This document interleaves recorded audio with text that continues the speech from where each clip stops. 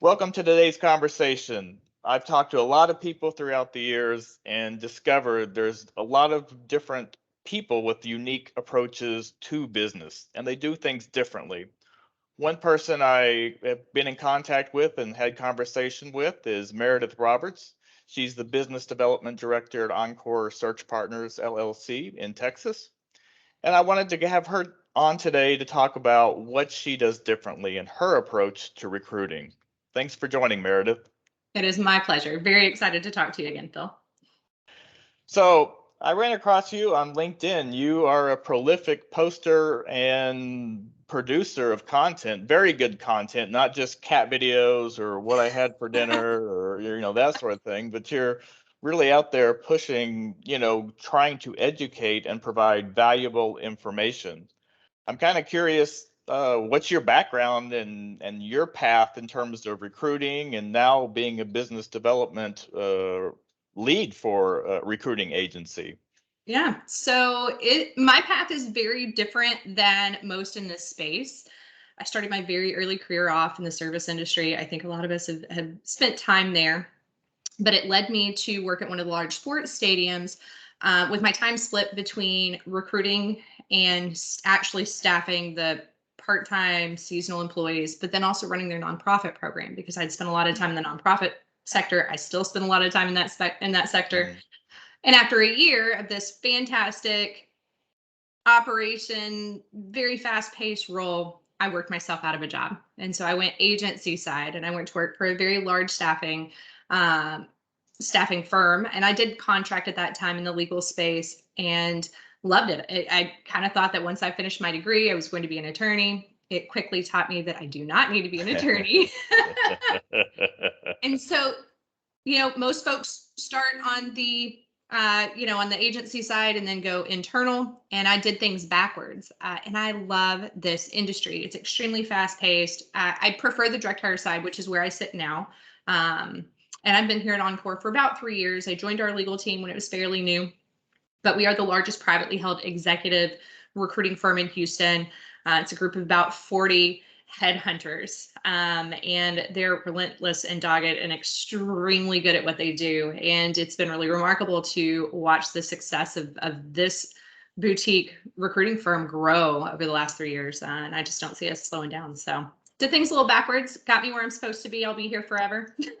Well, good. It sounds like you found a place where you're fit. You enjoy your what you're doing, and you enjoy the people we work with. It seems sometimes, it's hard to find that I would say right combination of it's both the right culture and doing something that you really enjoy doing. So I'm excited that you found that, and I'm kind of curious, what does it take to be a recruiter? We many of us in the job space, especially as the market's been picking up, have been, getting more pings from recruiters. But kind of help me understand the back end. What is it like to be a recruiter? 100%. It is definitely not for everybody. And I will say that. So I think one of the things I'll talk about Encore and what makes us great recruiters, because there's just something really unique about our space here.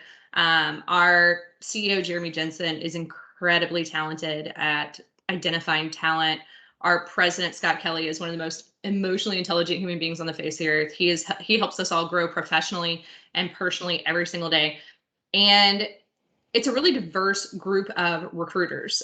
We have our three sectors of the business. We have oil and gas and industrial manufacturing. And that was our core group that started almost 12 years ago. Then we grew into finance, and then we added our legal team 2018, I believe.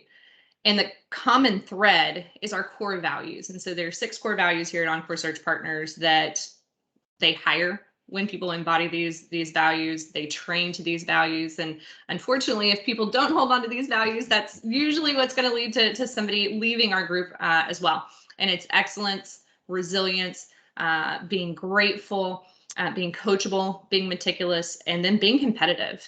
And those 6 ideas are kind of what it takes to be successful in this space. And there are 2 sides of the business. There's business development, bringing in clients and relationships for us to support. And then there's the candidate side. I've spent most of my career on working full desk, not only establishing relationships, but then also taking care of those relationships by finding the talent. Now my job is to go out and find those relationships and to, explain why recruiting makes sense, and especially why partnering with Encore Search Partners makes sense. So that's an interesting combination. I find that core value being coachable and competitive. That's not a combination. I bet that's a kind of a interesting combination to find people and identify people to work for Encore, because you typically associating competitiveness and being coachable. You see competitiveness as I have to win no matter what, but finding people who want to win but are willing to learn and try to do things differently or better. Yeah. So it's interesting. There are different personality traits for our executive team. For instance, one wants to win, hence the competitive, right? And then one wants to be the best. And I think that mix, if you want to be the best and you want to win, you have to grow and you have to figure out what can I do better time and time again. And so we do a lot of downloading. Okay, what went well on this transaction? What didn't go well on this transaction? What could we have done better? There's a lot of real time information sharing and a lot of real time coaching and training that goes on every single deal that we work on. And let me be very honest, it's not altruistic. We all love money. We work very hard. We're very well compensated for what we do. But at the end of the day, it also helps us to serve our clients better and to serve our candidates better.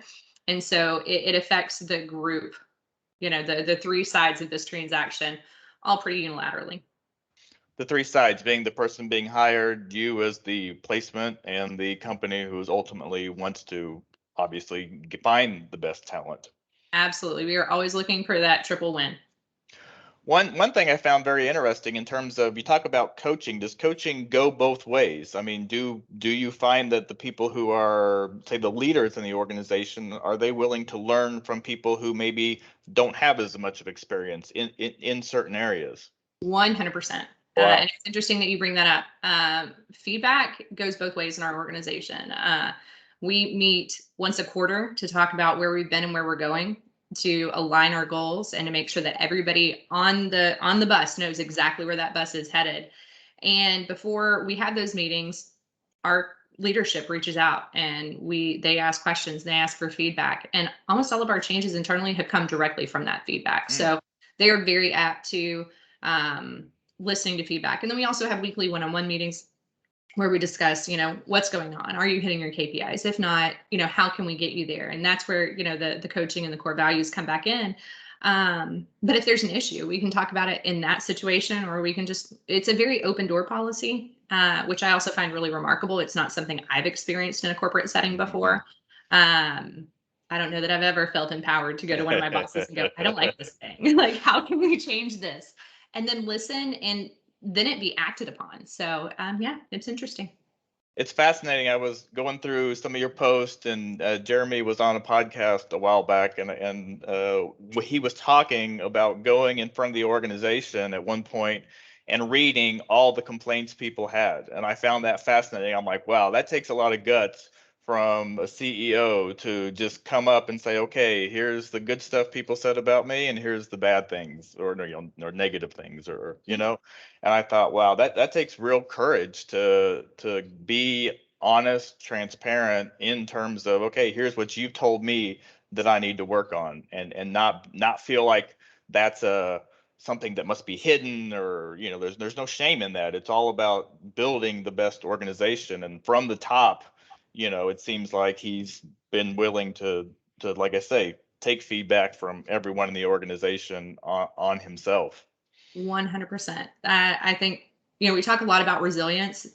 You have to make, depending on what vertical you're in, anywhere from 50 to 300 calls a day. And sometimes people are not nice, or even if they're extremely pleasant, hearing no 300 times a day can really wear on you. The growth and the winning and the improvement, it's absolutely necessary to be able to find those wins along the process, so that you can stay in this and see the value in those hard moments. And so whether it's making the calls, having the turn downs, dealing with a lack of feedback, or even things not going well internally at a corporate level, which is rare. I mean, this is honestly the best place I've ever worked, but living in that discomfort is where the growth comes from. And so if you're not willing to live in that discomfort, you're never going to improve. You're never going to set yourself up for a situation where you can win and be the best. So it's necessary. So you found a great culture that fits within Encore. I'm kind of curious. That's how do you help your candidates find the right culture for them, and how do you help companies who have a culture find people that fit? So I think it's not just about, it seems like it's more than just matching, say, skills on a resume. It's about matching cultures, and that's how, what's some strategies you use in terms of finding what culture candidates want and finding what culture is the culture of the company you're hiring for? 100%. So recruiting in general is matchmaking puzzle piece, however you want to view it. We do recruit for skill set. That's the baseline of what we go after. What are the 5 or 10 skills you need to be successful in this role? What are the 5 to 10 tasks this person's going to take care of on a daily, weekly, monthly basis? And however you want to approach it. But you do start your search based on skill set. But you also have to talk about the culture. You have to figure out what they like, what they don't like. Is this a quiet environment? Is this a boisterous environment? Who is going to fit in there? Because yeah, you theoretically hire on skill set. You are better to hire people that you like that are trainable. You can teach skill set. You can't Okay. teach personality. And either you fit into an environment or you don't. And you do have to find your tribe. And if you are happy and feel valued, you are going to stay there and you're going to grow long term. And if you're not, then you have the cost of a negative hire, right? And so when you work with a recruiter, we spend a lot of time on the front end, at least here at Encore, getting to know our clients, figuring out, talking to HR, talking to hiring managers, doing our own independent research to make sure that the message we're getting there is congruent between what we're hearing. And then we find out what's important to the candidate. And if, you have a client that's very, oh, well, it's not about the money. It's about doing it's about something else, or it's very kumbaya. And then you find somebody that's hyper competitive, could not care less whether they like the people they work with and literally just want to go in and make money. It's probably not going to be the best bet. And so you have to understand both the client side and the candidate side and make sure that it's a match. And you also have to understand what's important to them. Something always takes precedence, always. And so understanding those pain points and being able to match them appropriately is one of the reasons working with a third party recruiter is really great. You don't always have the opportunity to figure out who people are on a deeper level when you have 60, 70, 100 open recs that you're working on, which is what we're often seeing now from internal recruiters. And so it's doing the legwork on the first side of it is extremely important. And then you have to take it a step further. And clients have to realize candidates are interviewing them just as much right now. And so they're doing their research. They're going to want to talk to more people on the team. They're going to want to make sure this is just as good a fit for them. So it's having meaningful conversations and making sure that there's a unilateral understanding of what is important to each party. And then it's also managing the process to make sure that they all feel the same way that you do about the transaction. And that requires feedback, ample interviews without it being too many, and checking in all along the way. Do you typically have the candidates I get there's lots of assessments, different assessments. Is it kind of a formal thing you go through, or is it just through conversations where you try to figure out their, I guess their core values? It's conversations. Okay. And it's funny. I mean, I've been doing this for 10 years now. And in the beginning it was, have X number of interviews in person every week and X number of client visits in person every week. I don't meet people in person. And I can tell you that I know my clients and my former candidates much better now than I ever did. And it comes from the quality of the conversation. It's asking the right questions. And then it's taking the time to actually listen. And it's more than one conversation. When I was on the recruiting desk and I would find a strong candidate, I would talk to them in depth. I would get to know them. I would build a rapport and build a relationship. And I think that that's a pretty common thread throughout the latter parts of my career is really getting to know folks. Like I want to know, oh, you were in California and you moved to Idaho. Why? Like what's there? Oh, my wife got a job or my husband got a job and, we liked the slower paced life. Like that tells me a lot about who they are and what's important, right? So when you truly get to know people on a little bit deeper level, then you start to be able to make solid assumptions about who they are and what's important to them, or you can just blatantly ask, um, and it's those relationships, it's really getting to know people and building trust and rapport with them that helps you to find those answers that make these transactions go smoothly and get across the finish line. So it's about being curious Mhm. about, like you say, not just saying, "Oh, I moved to Idaho," and, ignoring the California part, but really asking, "Oh, wow, what made you, want to move to Idaho?" To really get a sense of whether maybe they moved from Idaho to California, that probably would say something, different. Uh, 100%. Plus, I find it interesting, for example, if it's for a spouse, that means they're probably very focused on being together. It's not They're not looking for maybe one person living in one city and the other person living in another city for because that's the best profession. They have a different set of values in terms of the family. Do you Yeah. find there's a lot of I would say not culture, but in terms of phases of life. Mhm. How do you help candidates find the right job for a phase of life? When I was just out of school and single, I could go anywhere. And now I've got family, I've got kids. So now my happiness to move anywhere, is Limited. different. So Yeah. it's not, I guess it's more it's just about where you are in the phase of life too, maybe. I I think that's something I have a really profound understanding about. In my younger career, I made decisions that allowed me to, not put my oldest daughter in daycare, who's, now 17. And then when our youngest daughter, who's now 3, was born, I really struggled with, oh, I'll work around her during her nap schedule. The child didn't sleep. That was not possible. Okay, I'll hire a nanny. That still is not working. Okay, you are going to daycare as soon as the world opens back up, which was a new venture for us, right? And so I lean a little bit heavily on, being somebody that's, middle aged or approaching whatever, and realizing that each of those different seasons of my life required or allowed me to be a different kind of employee. And I work Mm. not a sporadic schedule. I mean, I'm generally available, your typical 8 to 5. But there are mornings I hit my desk at 6 o'clock to wrap up the planning I didn't do the night before because one of my kids had a basketball game, or there's going to be a time that the kids go to bed at 9 o'clock and I'm working until 11 or midnight. Optionally, this is not required by my company. Um, because I wanted to take the kids to school and pick them up that day, and that adjusted my workday a little bit. So I tend to be a little bit more flexible in how I approach my day so that I can be the mom that I want. And so I ask those questions of candidates and clients Mm. because I want to make sure that, if we do have a working mom or dad that has young kids and they want to be able to have dinner with them and read them a bedtime story and put them to bed, but they're an attorney, for instance, and they work 16-hour days. Okay, how are we going to get that work-life balance? How are we going to achieve Uh, that so that they can be the employee that you want to buy, but they still have the work-life balance? I am an all the things person. I want to have my cake. I want to eat it. I want to eat away for later and come back to it. And so my mentality when it comes to workflow and scheduling, that's a big part of culture that I would historically check in with clients and candidates alike. It's like, okay, what does this look like for you?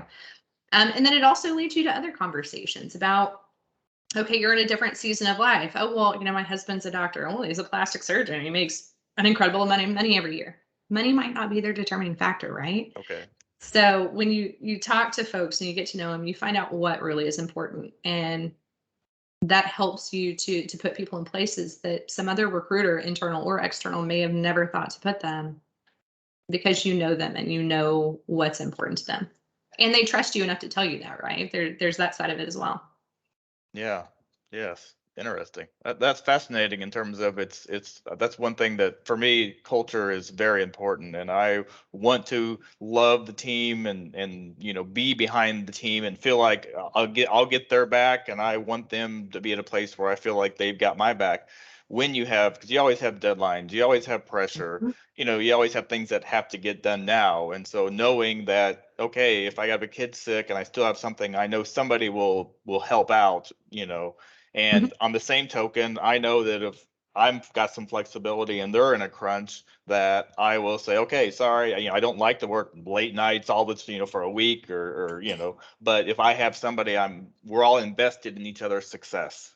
100. And that's part, I think, of teams. I talk to a lot of startups, and it's fascinating because I find that, I think as when startups, especially with tech, it's not just about the raw talent of the team. It's about how well the team works together and the cohesiveness. You may have a great rock star on your team who's maybe been at Google, Facebook, Instagram, all those places, but if they're not willing to work with others or do things that are, quote, beneath their pay grade, then I see a lot of startups struggle with that. That's so 100%. the phase of life that you're in is important. Yep. And I You talk think, a lot. oh, You go talk. ahead. You talk a lot in your LinkedIn post about feedback, and so maybe that's kind of relates to the conversations and having the conversations. I must say that I never really thought about all the importance of the right kind of feedback, and so I'm curious, what do you see as how you probably have to pull feedback from clients, you probably have to pull feedback from candidates. How do you get the feedback, and how do you pull that feedback out of people who don't necessarily who aren't we're not trained in giving feedback or providing feedback? Absolutely. That's a phenomenal question. And it honestly goes a little bit further than that, right? Oftentimes, once you get to the recruiting phase, the contract's in place, they have a need, you have candidates in front of them. At that point, even if a hiring manager brought you into the relationship, you're typically working with their talent team, HR, talent acquisition, whatever the case may be. And so there is a level between you and the person that's probably ultimately going to make the decision. And so you have to set the expectation from day one on both sides of the coin. And so when I was um, when I was on a desk, I would tell the candidates like, hey, based on what I know working with this client, this is what I have asked from them. This is what I expect from you to make sure that you have the best experience possible. And so you tell them like, hey, you, well, I don't say you tell them. You ask like, okay, what is your process like, right?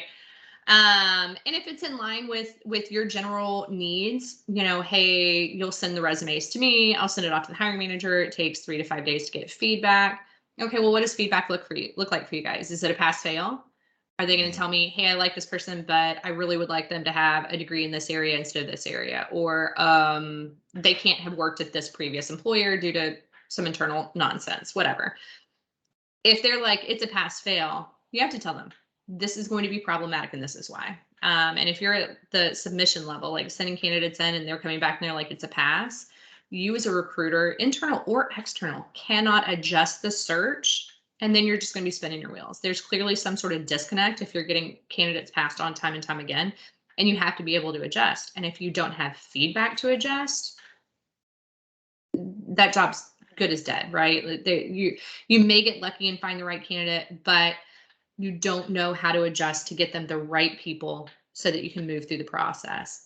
And so you have to be able to work with those internal pieces to get that feedback from their internal pieces. And so you just have to have honest conversations. Hey, I need to know what you liked and didn't like about this candidate and why. Same thing on the interview process. Oh, we don't think we're going to move forward. Okay, great. Why? Did they not wear a tie to the interview? Are they the boss's ex-girlfriend's son? Like what, tell me what is going on as to why this went haywire. So that we can give that candidate feedback. This is a candidate's market. People talk. Candidates are going to tell their friends, oh man, I interviewed at ABC company and it was a horrible experience. Companies can't afford that right now.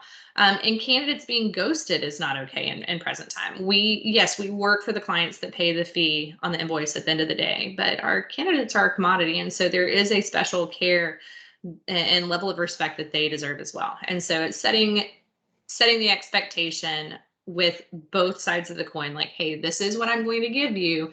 This is what I need to make it happen. And then when it doesn't happen, you have to push back and have hard conversations and try to encourage growth and say, hey, look, we had an agreement.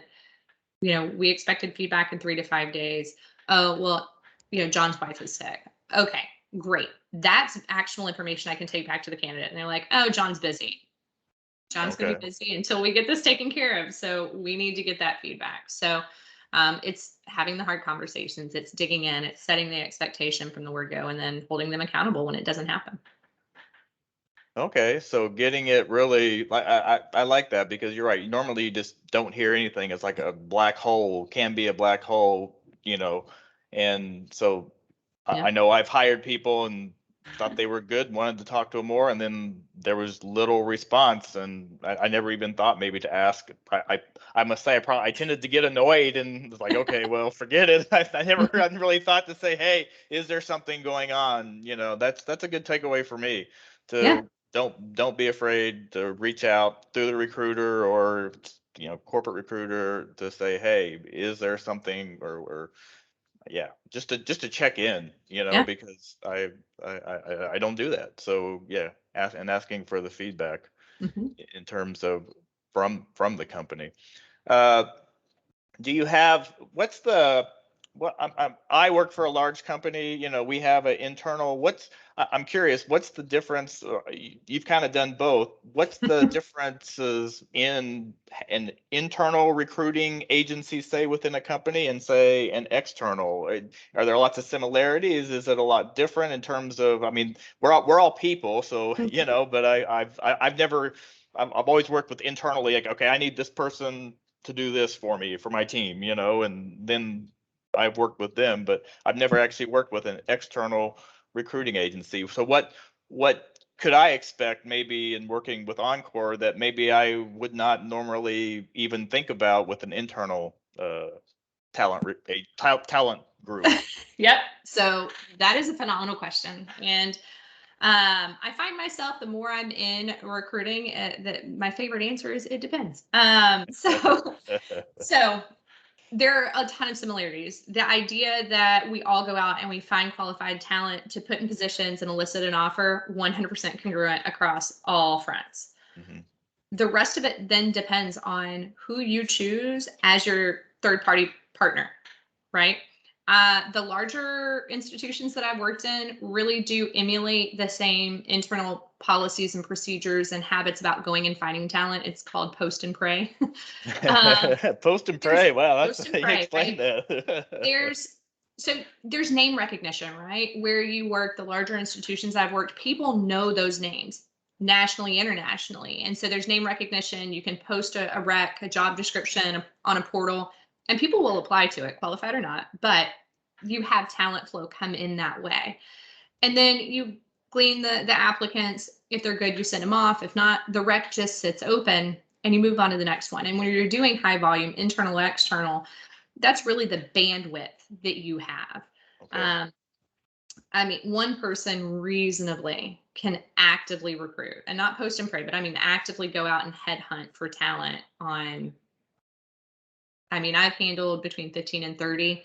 And I'll tell you, 30, those recs did not get the same, they did not all get equal attention, Yeah. right? You are only one person, and it depends on how many hours in a day and how difficult that role is, because not all roles are created equal.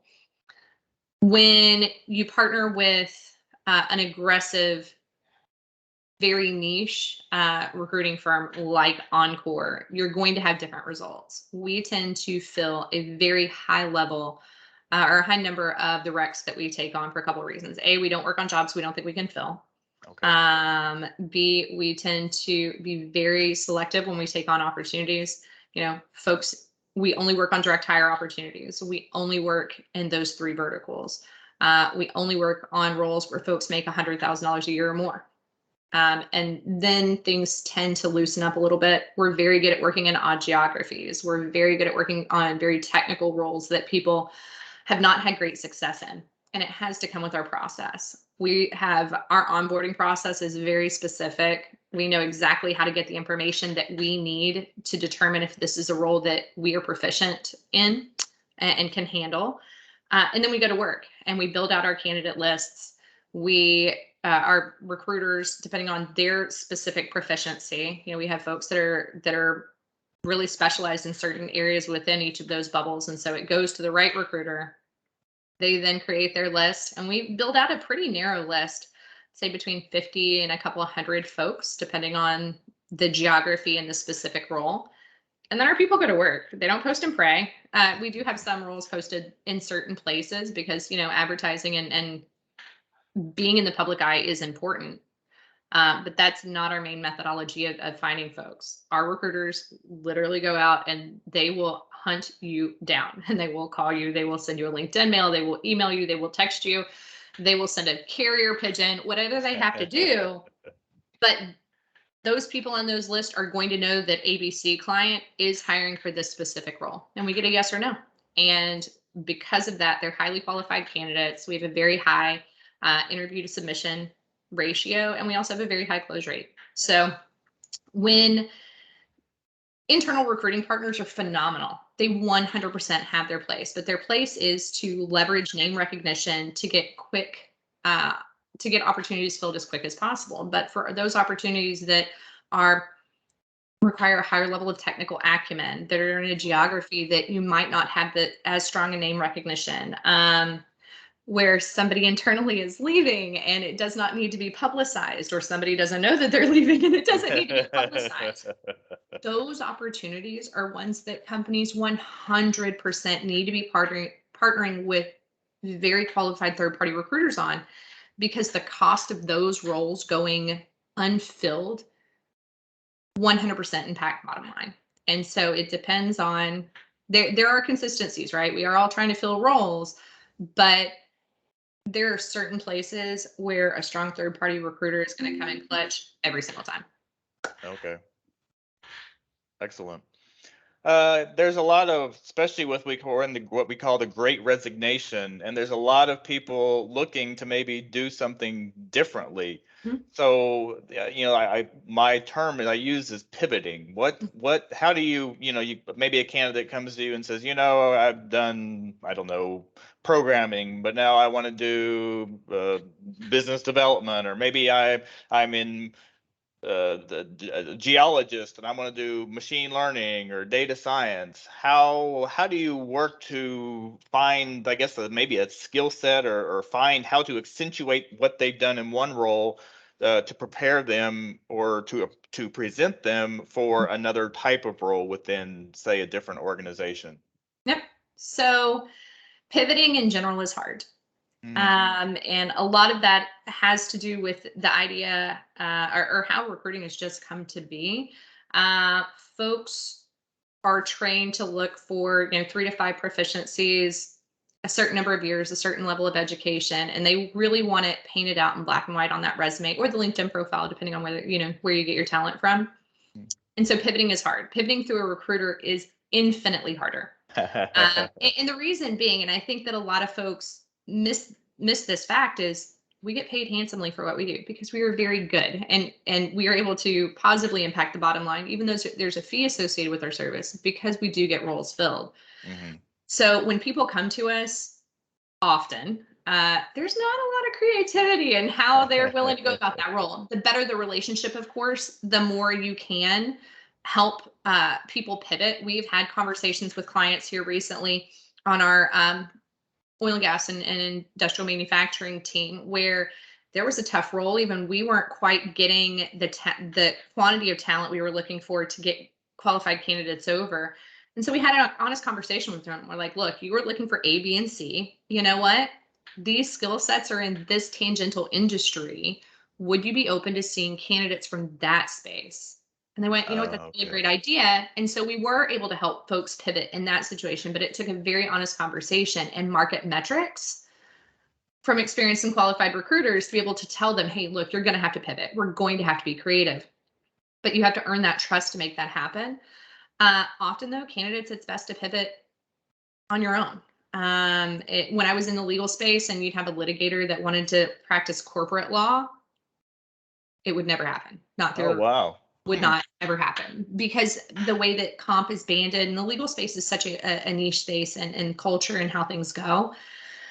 Those are transitions that a law firm is not going to be motivated to pay a fee to help come to fruition. And so you have to be realistic about, what is this transaction? What is the company's goal in bringing on a recruiter? What's the recruiter's goal? What's my goal? And if it doesn't make fiscal sense, if there's not value in that pivot, and it's a tough pivot because you don't have the history to justify a fee, then it's something you need to take on probably independently. But in this market, it's crazy. I've seen things happen that I never thought would happen. I'm having conversations with companies that I know historically have not used recruiters, but they realize their competitors are, and that they need to, it's blow for blow if they want to compete against people for top talent. So the best thing you can do, and look, if somebody is saying, I've been an attorney and I want to be a chef, like just, kind of going for the being obtuse, right? They're going to have to show they're going to have to start at the bottom up, right? Go be an expediter in a restaurant and then work your way to the line, or, go to an education that teaches those skills. But if you're a salesperson in some sort of, very specifically related to oil and gas, but you want to transition to like battery storage, that's a cleaner transition. Okay. And at All right. that time, we would really want to focus on, okay, this person sold this product or service and it's, close enough to this, but they created a market in a new market where there wasn't one. They built a team of 25 people and they achieved X number of sales over this certain time frame, right? So you talk about the ROI for the company and how they started from nothing and built something, or you talk about how you present that candidate in a way to overcome the challenge of, oh, well, they don't quite have that experience. And again, that's one of the benefits of working with a really great recruiter is they know the market, they know the client's pain, they know the candidate's pain, and they're able to explain that why this transaction makes sense all along the way. So it depends. It depends on the transition. It depends on the industry. It depends on the level of experience. So. Okay.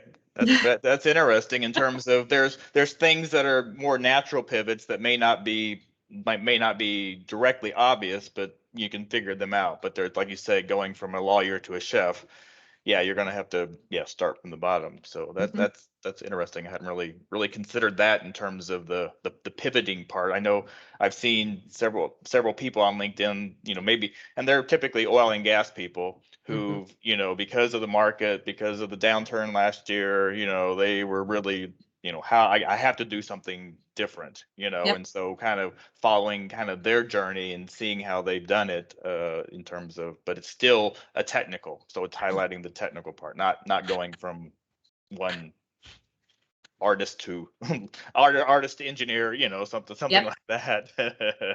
Or even engineer to artist. I'm an engineer, so I don't I don't know that I'll ever be a creative director for Yeah. Oh my gosh, that's awesome. So I want to talk about cold calling, because I really, you had a post, I don't know, on LinkedIn a while ago talking about just making the calls and doing it, and that's, probably the hardest part of any job is that cold calling. So what's your approach to cold calling, and how do you develop a relationship with someone in a cold call, because your focus is relationship, but cold calling is just all about dialing numbers or sending emails, or how do you develop a relationship through a cold call? Yep. So it's funny. I've always been able to mass produce cold calls. And it's funny because I have anxiety and I am 100% one of those people that can stare at the phone all day and get psyched out about having to pick up the phone and talk to people. And a lot of that has to do with just who I am as a person. I'm calling people that I don't know in the middle of the day, and people have negative impressions of salespeople and recruiters. And, unfortunately, there's just a lot of negativity in the world. And so my general idea, my general outcome is, what value am I bringing to this transaction? And it doesn't matter whether it's seeing a post on LinkedIn that I want to comment on, or picking up the phone and making a cold call, or presenting a candidate. Well, I don't present candidates anymore, but, working on a contract, what is the intended outcome and how can I bring value to this? And so I lean very heavily on my LinkedIn network. I've built a prolific network of attorneys, which no longer serves me because I'm not, they're my business friends and I love them, but that's not the space that I'm in. I'm very focused right now on our industrial manufacturing and oil and gas and energy team. And So when I'm looking for new business friends, and I genuinely mean them to be that, because I do care, are they happy in their job, or, what those things do truly matter to me. And so I look at, my existing network and who I have in common. And if I have a ton of folks in common, I'm actively reaching out to those people right now to establish a relationship. And I talk to them. Like it's literally, well, and the first thing I do is I ask, hey, did I catch you at a bad time? If I am impeding and you are really having the worst day of your life, we can talk tomorrow. It is important. It is not that brutally important. And so once I had their permission or their consent to have a quick conversation, I tell them like, hey, look, my name is Maredith Roberts.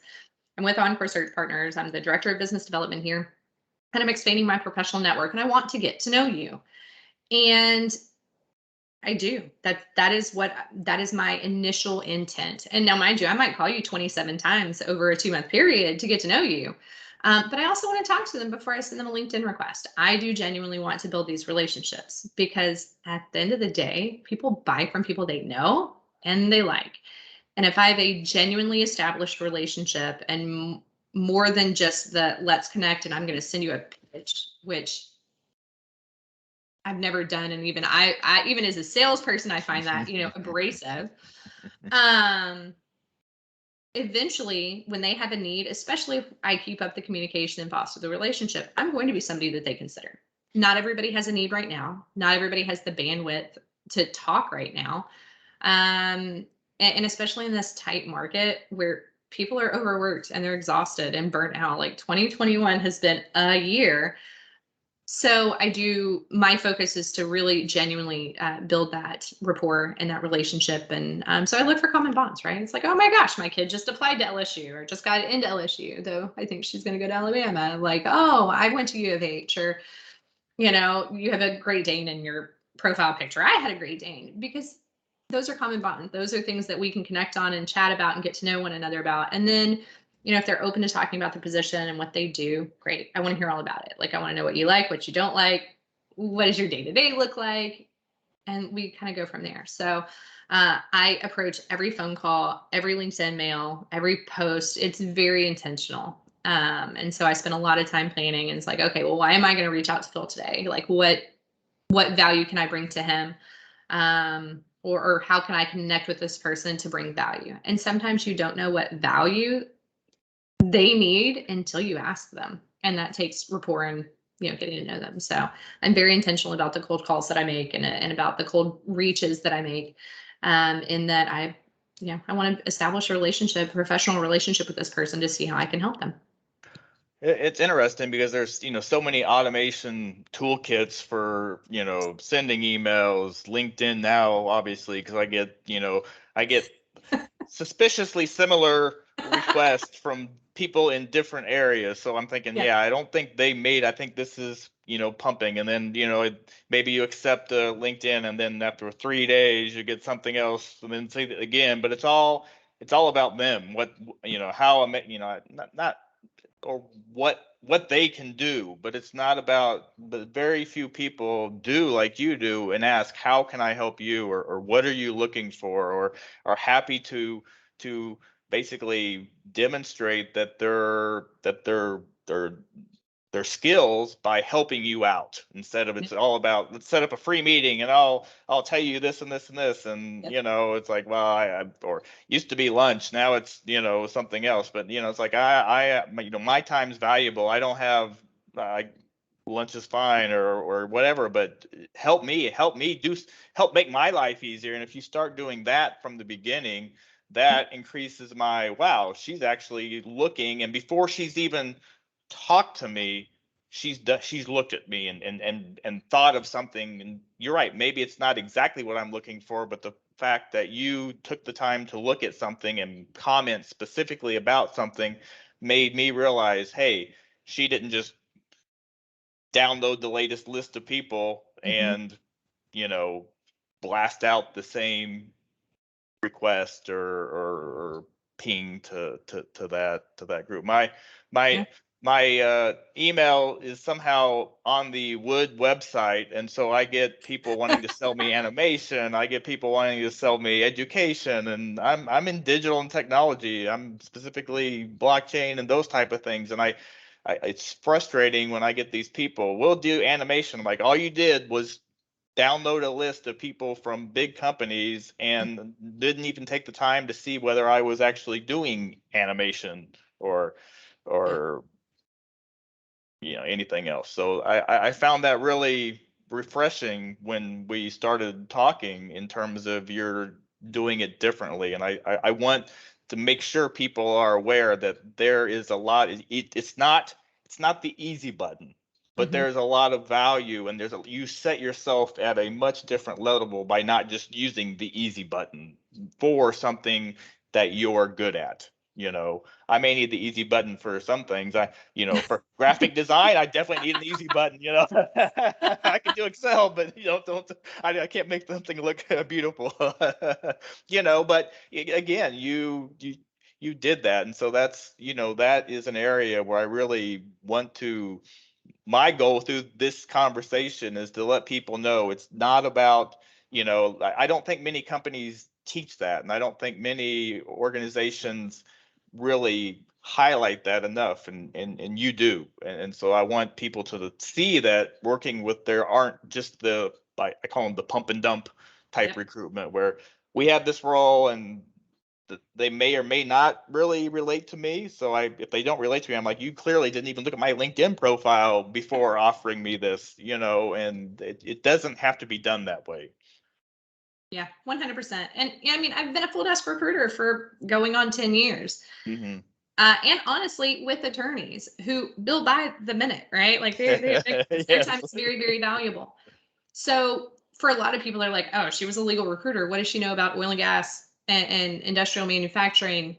I know how our process works. Mm-hmm. I know what our team goes through to have those high interview numbers and to have those high salaries and to have those high, close rates, because I've sat on a desk and I know what we do and I know why it works. And so that's where the value comes in. But I also know that people are not going to talk to me because they're busy, because they're stressed, because they're burned out. And so unless there's a level of, hey, how's it going? You surviving? Like, are you guys okay with COVID?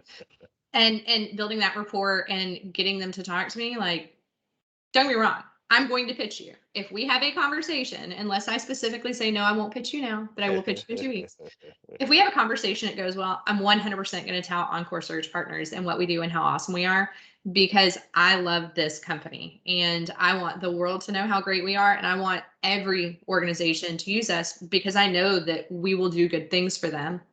But I also know that I have to earn the right to tell you about that. So. Excellent. You do a lot of writing on LinkedIn. I'm impressed by the amount of writing you do. I'm curious, does it come naturally, or is it something you really kind of are working on to just keep doing, and so you just kind of make yourself you do it? So it's a mixed bag. It is such a mixed bag. I'm a really private person. I mean, I chase around my 3 kids when I'm not at work, and I'm even bad about taking pictures to memorialize events. It's something I'm trying to get better about.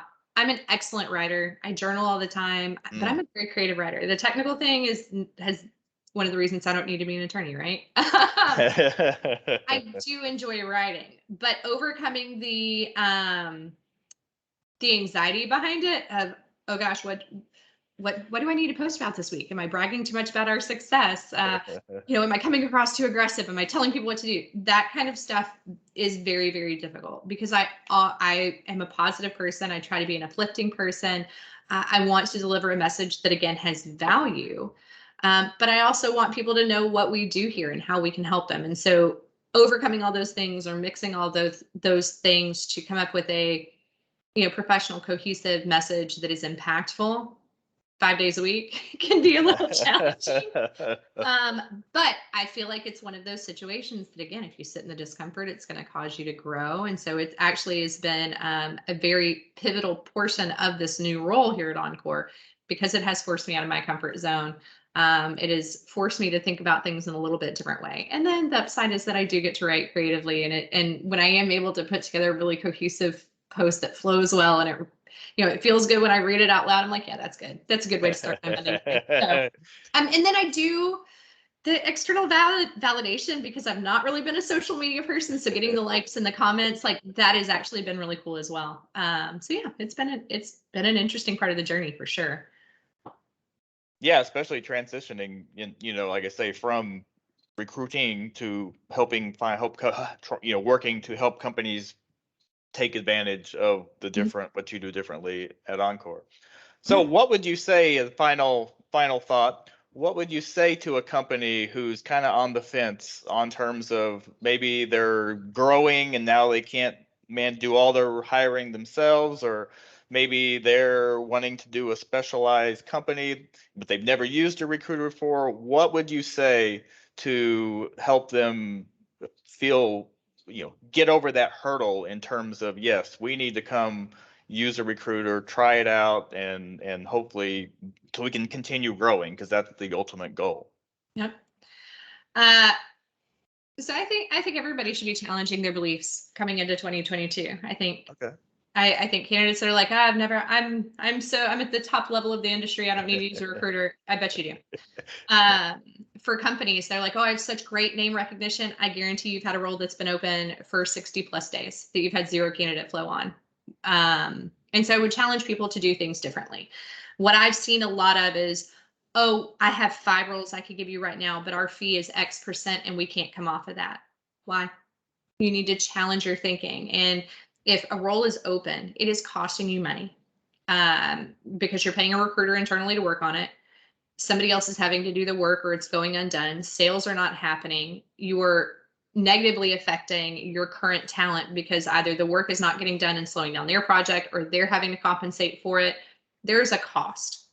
And so the fee that you're going to pay, us at least, because we do work on contingency. So if we fail to fill a role, there's no cost that you're not already paying. So there's a safety net there. Not everybody's contingent. There are some that do charge a retainer. There have been instances where we've charged a retainer. It's not our general business model. But challenge the thinking. There's so many folks that, oh, well, we pay all of our folks 20%. Okay, that's fine. We charge a minimum of 25%. I've got some clients that pay 30%. It depends on their industry and what they're doing. We've had clients this year come to us and go, I will pay you more. Please Wow, do more of what you do for us. We've had others we've had to go to and go, look, you're taking up a lot of our recruiters' time. We value the relationship. We want to continue to support you. We are going to need to up your percentage. So if you've been a 20%, and I'm kind of using an arbitrary number, but if your company's been a 20% number and you have open roles that have not been filled, and somebody comes to you and you're willing to have an hour conversation, sign the contract, up your fee. You're safe. If they don't perform for you, you spent the 20 minutes negotiating a new contract and putting paper in place. It's not hurting you any more than you're already being hurt. But take the chance on getting those roles filled, because I don't think the market's going to slow down. I think that 2022 is going to be as competitive, if not more so, than what we've seen in the last 18 months. And this is the brutal truth. And I posted about this the other day. If you're not using recruiters, I guarantee that the candidates you want are, and I guarantee that your competitors are. And worse than that, I guarantee that your internal staff is. And so unless you get those roles filled, you cannot fix those pain points to continue to grow as a company, and other people are, and they're going to pass you by. And so I think we've all been conditioned to, this is the way we've always done it. We've never used recruiters. We've only paid 20%. There's so many infinitives that people have held onto historically. The world has changed. The hiring market has changed over the last 18 months. And if you're not willing to evolve, your competitors are going to capitalize on that, and you're going to miss out on talent. And I think it's imperative that folks are willing to be flexible on both sides of the coin, right? Do I think everybody needs to work from home all the time? Nope. Do I think everybody needs to work in the office all the time? Nope. Do I think you need to give me every single role that you have on your desk? I would love that, but no. There is value in certain situations for everything. And so just be a little bit more flexible and amenable. And I think that with that mentality, that folks will have a lot more success in hiring and retaining top talent. I know that we're going to continue to grow and capitalize, and we are working with some of the titans of the industry. which is really exciting. I want to bring more of those on, of course. So yeah, just be more flexible. Challenge your old ideas. Well, thanks a lot for your time, Meredith. I appreciate you sharing with others what you do differently in your approach and kind of giving me some insight I had never had before in terms of what's it like working inside a recruiting firm. What are the unique challenges you face, and why, how is it different than maybe what I've been used to? Yeah. So thank you for talking. I look forward to speaking again in the future. Truly my pleasure. Thanks so much for inviting me. Okay, you're welcome.